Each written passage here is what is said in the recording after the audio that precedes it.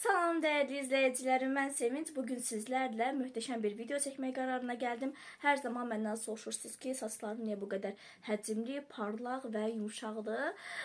Bunun sirrini bugün ben sizlerle bölüşeceğim. Videonu axıra qədər izləməyi, bəyənib, kaydetmeyi unutmayın. Deməli əzizlərim, öncəliklə mən nə edirəm? Belə bir fırçadan istifadə edirəm. Mən bunu artıq bir ildir ki istifadə edirəm. Deməli bu nə işə yarayır? Belə bir uşaq bir fırçası var.